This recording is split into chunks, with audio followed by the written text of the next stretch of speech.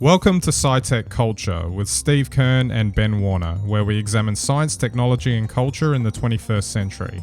Visit our website at scitechculture.com. Hello and welcome to SciTech Culture. My name is Ben Warner and I'm joined once again by my good friend and colleague Steve Kern. How are we today, Steve? NBN streaming and all the future stuff that we're going to talk about today. It's good stuff, but starting with the NBN, I know that that's been a bit of a would you call it a sore issue, I guess, in the past. But it's good that based on this recent story that you sent me, that things seem to be improving.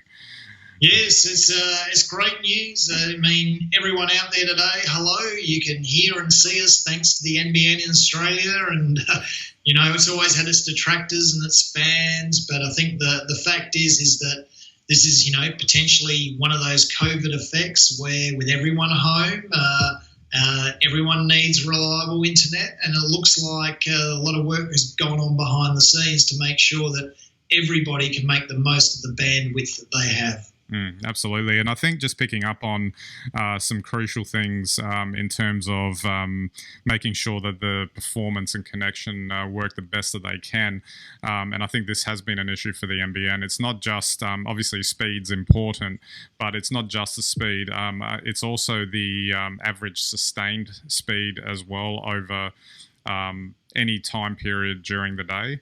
And that's something that is actually probably a lot harder to deliver than what people would expect, I would think. And it would seem like the NBN's doing a fairly good job now of, I guess, with the pandemic forcing everyone indoors and forcing them to use internet services a lot more, that it's become a much more important issue to resolve in terms of getting that performance up and running, because it's all well and good to say you've got 12, 25, 50, whatever, 100 megabits, whatever it is that you've got, but if that can only be sustained for 5 minutes after midnight 3 times a week, but the rest of the time you're on 2 megabits, it's not much point.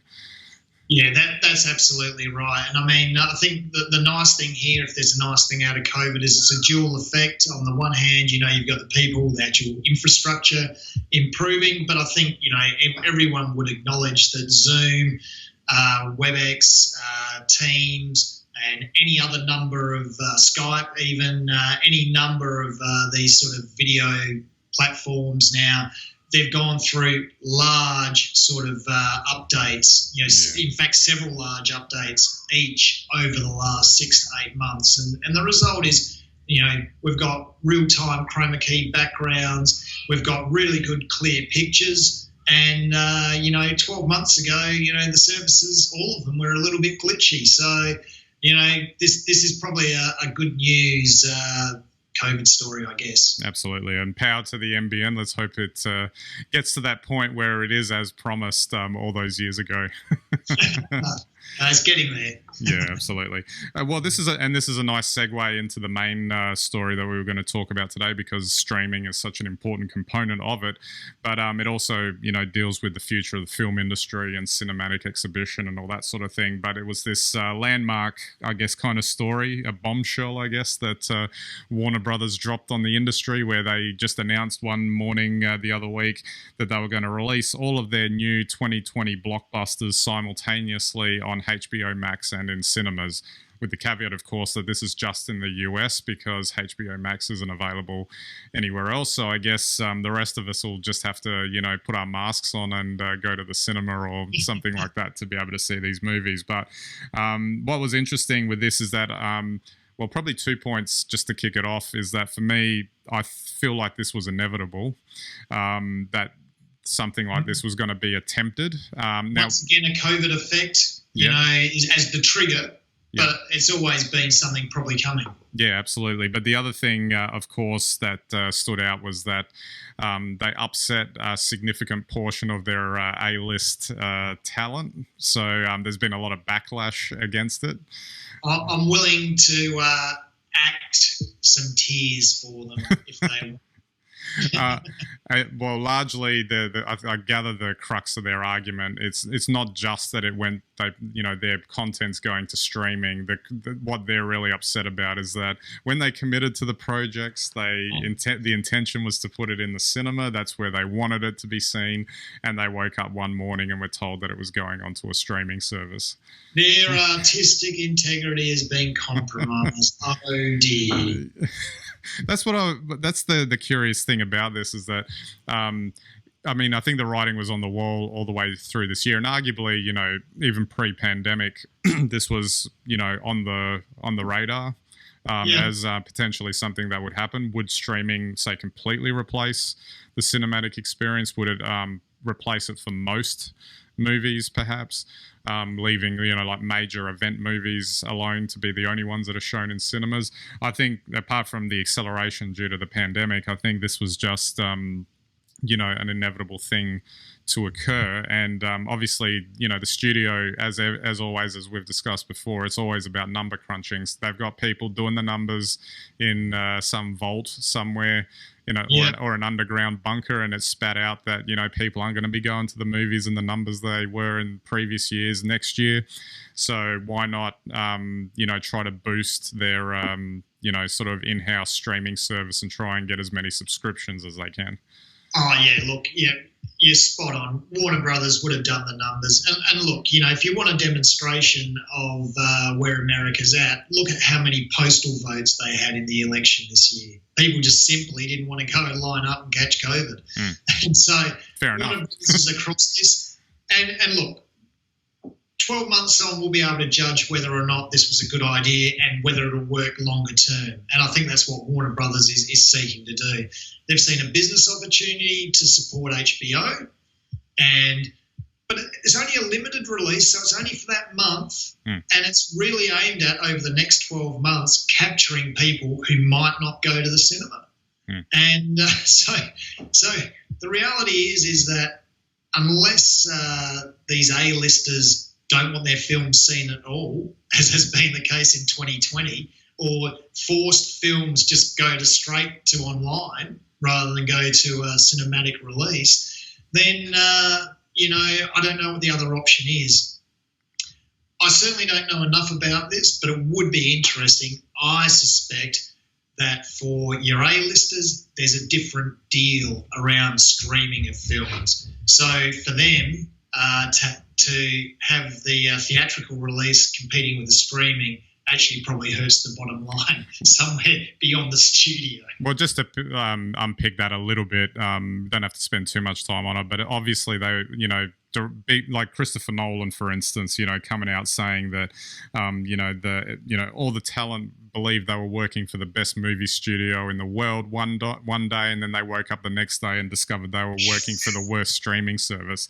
Now, I'll give it to him that he probably is coming from an artistic bent. Yes, he wanted his movie Tenet, that in effect was the test bed to see whether they could release a movie during a pandemic, and didn't do terribly well because of it. No surprise. I'll give it to him that there is a little bit of an artistic side to it, but at the end of the day, that he's got 20% of the back end probably gross on this because he's a proven performer, and that's based on ticket sales. Now, the subscription model just doesn't account for that.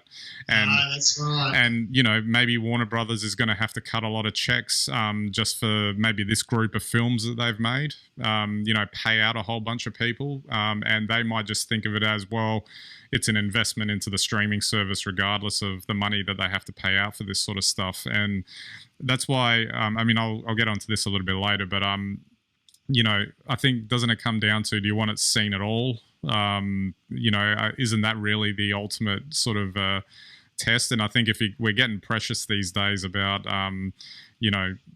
having to have someone, having to go to the cinema to see something or whatever.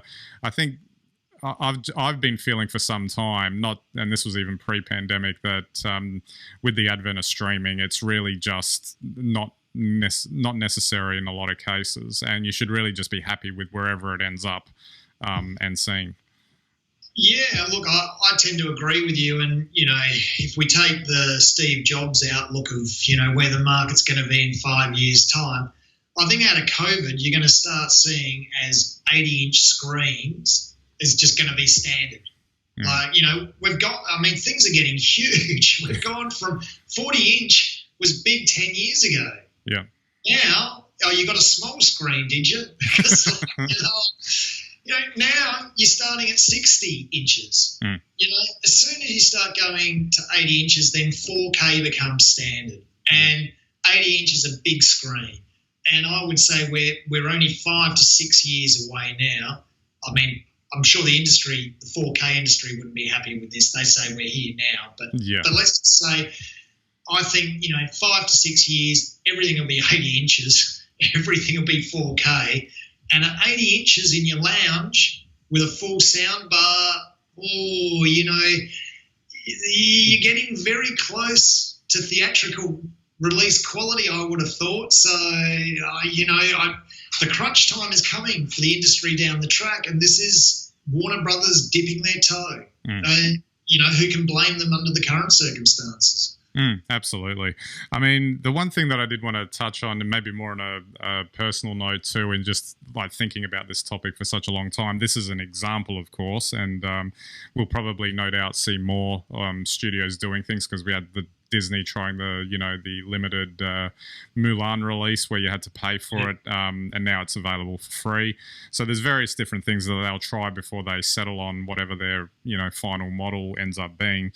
But for me, like for such a long time, I've actually been wondering what whether or not the cinematic experience, as painful as it is to say, if I was to tell my 20-year-old self this, that, it was probably not what it was, and is maybe, still technically possible to do it, and maybe there will still be a niche place for it.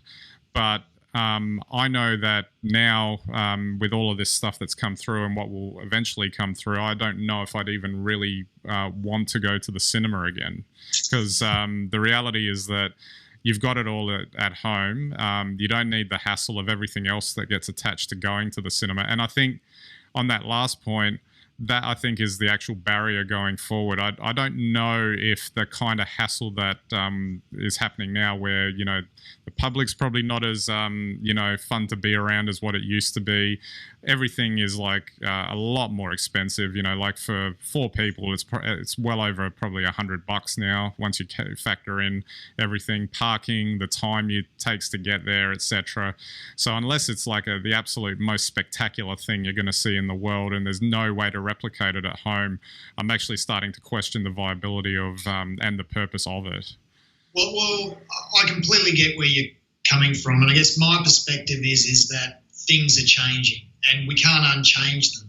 The effects that you get in films today are just mind-blowing, but they don't have the same relationship with the screen. I watched Ghostbusters on TV, the original, the other day, and you look at the effects and you think, wow, and being a dinosaur, I can remember seeing it in the cinema, and you think, wow, that was amazing on screen, because you've never seen those effects before. Now I can pick up my phone and watch something made, last week that will have the equivalent effects. And the thing is, it's made for a digital device, not for a projected device. So getting back to what I was saying, if you have an 80-inch screen at home, the real question is, why are you going to the cinema? There's still good reasons to go to cinemas. And I think you might start to see more of the sporting events, more of the games being played in the cinemas, rather than movies, because movies can be enjoyed probably in the future, very near future, in fact, just as easily by just about everybody at home. When you think about the cost of a theatrical release and the fact the exhibitor's getting 50%, and if you really look where exhibitors make their money, it's at the candy bar. Well, that really means that they're competing with a local petrol station, which also sells like lollies marked up. So what is actually the purpose then of the cinema? Is it just to sell lollies?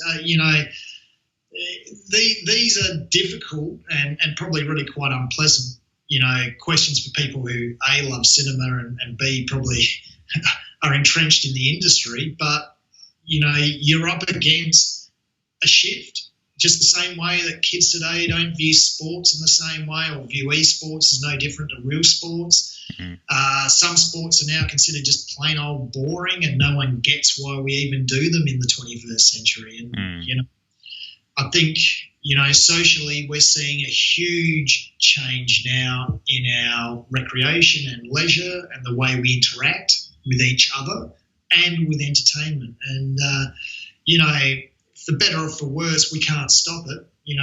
We've enjoyed CGI, but CGI's native environment is mobile. CGI's native environment is post-PC. It's not on a screen on a wall inside a big building. And, unfortunately, that's looking back to a golden age that you and I were lucky enough to enjoy.